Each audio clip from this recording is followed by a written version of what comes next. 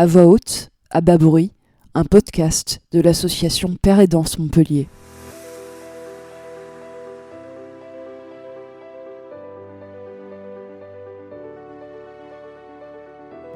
Bonjour à toutes et tous. Ce podcast est un lieu de libération de la parole des concernés par la psychiatrie et les troubles psychiques.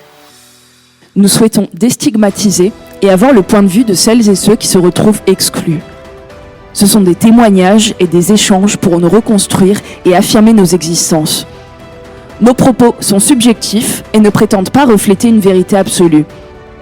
Nous vous prévenons que certains moments de ce podcast peuvent être délicats à écouter et déclencher des réactions émotionnelles.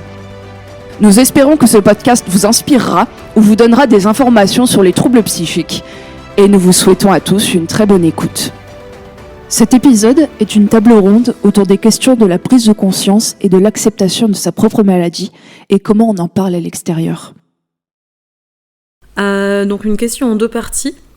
Comment est-ce qu'on a pris conscience de la maladie et comment est-ce qu'on en est venu à l'accepter ? Bonjour, moi c'est Guillaume et je souffre de schizophrénie paranoïde depuis 6 ans. Je souffre depuis plusieurs années de BDA, j'en fais une chaque année. Et au début c'était onirique, c'était des délires ésotériques en fait, mais ça a vite dégénéré vers des délires de persécution. Et donc chaque année je me retrouvais insulté par toute la ville, etc. Et concernant la prise de conscience, c'est un peu particulier parce que je sais pas en fait si c'est la réalité ou si je suis malade. J'ai pas encore totalement accepté en fait que c'est une maladie et que tout ce que je vis pendant les BDA c'est une production de mon cerveau, quoi. Une BDA c'est une bouffée délirante aiguë. Moi ça fait maintenant 10 ans que je souffre de schizophrénie, j'avais 17 ans et demi à l'époque quand j'ai fait ma première crise. Et pour être honnête, je me souviens pas vraiment quand on me l'a annoncé, c'était sûrement la psy. Mais je me suis toujours dit depuis que j'ai fait la crise et qu'on m'a dit que j'étais schizophrène, je l'ai toujours accepté, que je souffrais de schizophrénie. Et moi, je l'ai toujours accepté. Pour moi, mon passage en psychiatrie a été comme une délivrance, parce que quand on m'a annoncé que j'allais voir un psychologue, sur le coup, j'ai pas paniqué, je me suis livré en toute confiance, même si après, quelques années plus tard, j'en suis revenu. Mais j'avais trouvé quelqu'un avec qui je pouvais échanger, parler, et avec quelqu'un qui pouvait éventuellement comprendre. Et donc, quand ce monsieur Fichesser m'a proposé l'hospitalisation à la Pitié-Salpêtrière, vu que je suis né dans les Yvelines, à Paris donc, j'ai immédiatement accepté l'hospitalisation et la psychiatrisation. Si j'avais eu simplement des gens qui m'avaient dit que tu es schizophrène, tu es paranoïaque, la schizophrénie c'est ça, la paranoïa c'est ceci, ça m'aurait donné des bases de travail et de pouvoir élaborer une stratégie de façon à voir comment je pouvais arriver à contrer la maladie. Pour ma part, j'ai d'abord eu un diagnostic de trouble bipolaire que j'avais plus ou moins accepté, même si je ne le comprenais pas très bien. Comment est-ce que j'ai pris conscience de ma maladie ? Ça a pris du temps, parce que j'ai eu une première bouffée délirante aiguë, donc BDA, en 2016. Et j'étais persuadée que c'était un événement isolé, que ça ne voulait pas dire que j'étais malade. Et il a fallu attendre 4 ans pour que je fasse vraiment une grosse rechute. J'avais essayé de vivre sans médicaments, et l'expérience m'a prouvé que même en les diminuant très très doucement et sous contrôle d'un psychiatre, sans médicaments et pourtant sans événements, sans prise de toxiques spécialement, ni événements de vie particuliers, j'ai fait une très longue rechute. Et à la sortie de cette rechute, j'ai reçu le diagnostic de trouble schizo-affectif. Donc j'ai à partir de là pris conscience que c'était une maladie et pas juste un événement isolé en 2016. Et ça m'a pris un peu de temps à l'accepter, mais au final je finis par l'accepter et par vivre avec.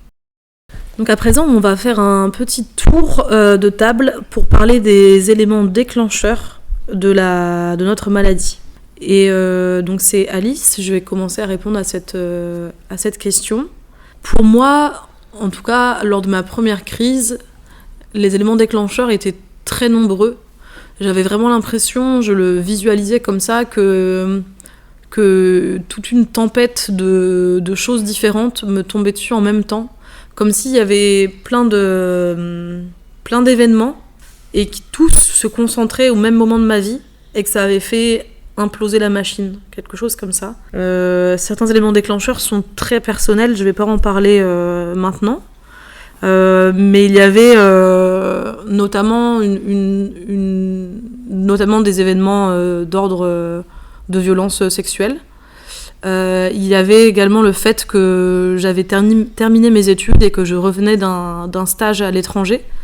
Donc je revenais en France, j'avais 23 ans et j'avais pas du tout envie de rentrer dans un schéma de travailler, vivre dans une ville, avoir un appartement et tout ça.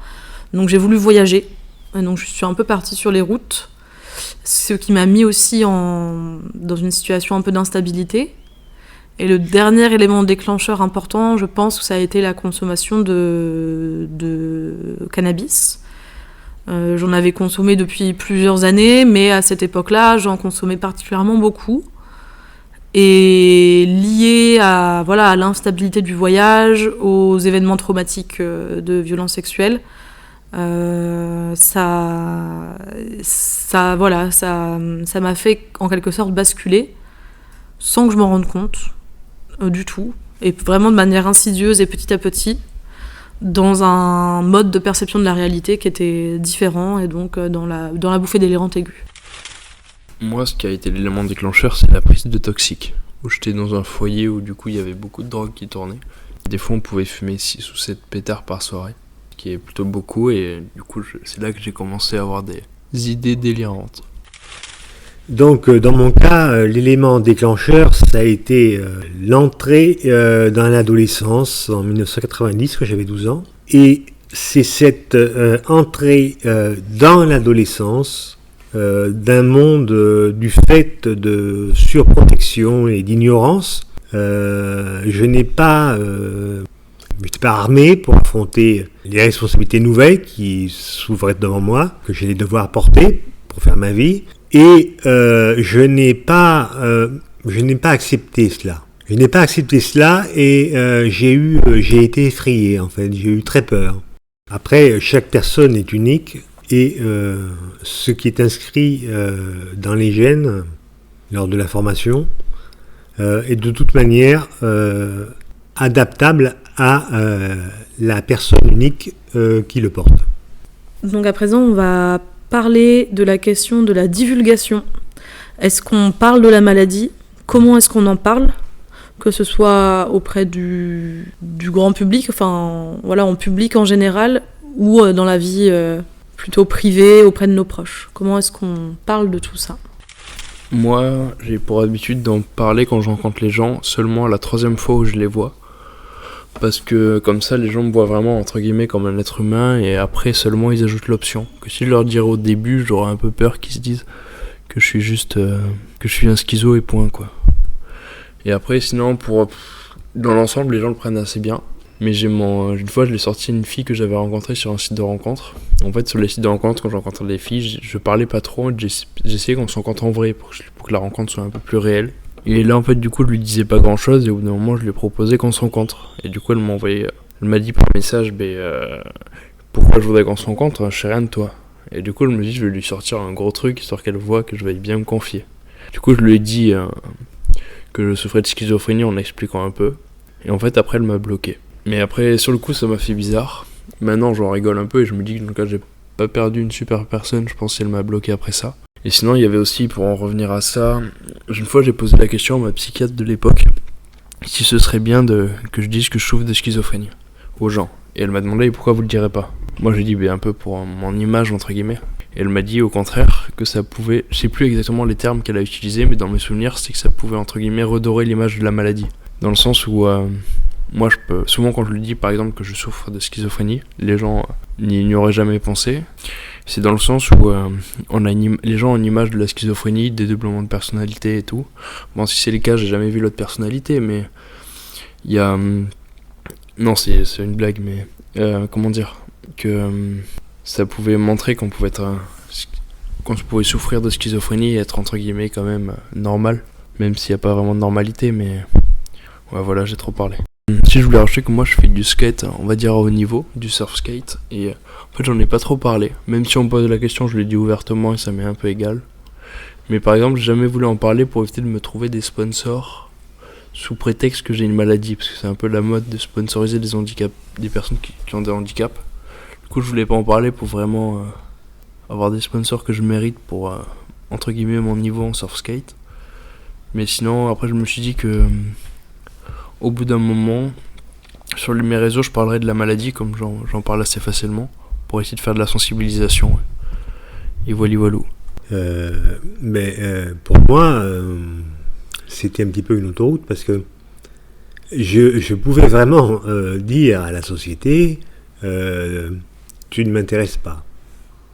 C'est-à-dire que je suis diagnostiqué schizophrène paranoïaque. Donc la schizophrénie, c'est en gros, à ma connaissance, un détachement de la réalité et la fuite dans un monde imaginaire. Donc je disais lors de mon précédent propos, non pas le rejet de la société, mais la mise à l'écart. Donc le fait d'être schizophrène paranoïaque, pour moi, c'était pas vraiment quelque chose de péjoratif.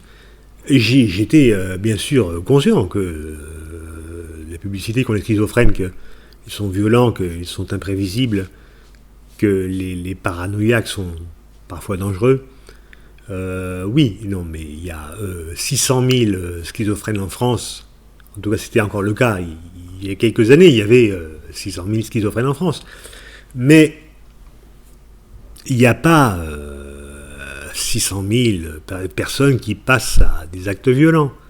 Mais c'est ça auquel je me suis parfois accommodé, en le regrettant après, et parfois, comme aujourd'hui, en refusant cette victimisation, et vraiment de ne pas accepter, en disant que je suis schizophrène paranoïaque, et en psychiatrie et à l'extérieur, en ne cachant pas que j'appartiens au foyer Henri Vallon, en ne cachant pas que je prends des médicaments psychiatriques, en ne cachant pas que ça fait des décennies que je suis en psychiatrie dans le médico-social.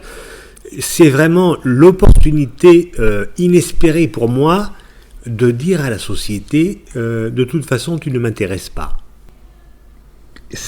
La maladie mentale, ça n'appartient à chacun, et chacun vit sa maladie et son suivi comme il l'entend. Ce que je nie, que je n'accepte pas du moins, c'est la victimisation qui viserait à dire que je suis schizophrène paranoïaque, mais que je dois être considéré comme une personne comme tout le monde, parce que sur 600 000 schizophrènes, il n'y en a que 2 ou 3 par an qui commettent un acte violent. Bonjour, moi c'est Karim, j'ai 28 ans, j'ai été diagnostiqué schizo-affectif il y a 2 jours, et il y a 2 ans j'ai été diagnostiqué schizophrène, et je suis auxiliaire de vie depuis 2 ans, et avant ça j'étais consultant en communication numérique, et j'ai fait des formations en immobilier et en location professionnelle. En ce qui concerne la divulgation, moi avec mes proches ça s'est fait naturellement. Il n'y avait pas de choses particulières, on en a juste parlé normalement. Sauf que ce qu'il faut savoir, c'est qu'ils ne sont pas présents physiquement, mais qu'ils sont que ça faisait 4 ans qu'on ne s'était pas vu, donc depuis le Covid qu'on ne s'était pas vu. Donc depuis 2019, c'était la dernière fois que je les avais vus. Et en ce qui concerne la divulgation publique, moi je m'en fous aussi de ce que peut penser, de ce qu'on peut penser de ma maladie, que je sois hyperactif, que je sois hypersensible, ok. Par rapport à la divulgation auprès de mes proches, un peu de la même manière, j'ai pas spécialement de soucis avec ça. Mes proches sont au courant, mes proches me soutiennent beaucoup. J'ai beaucoup de chance. Pour le grand public,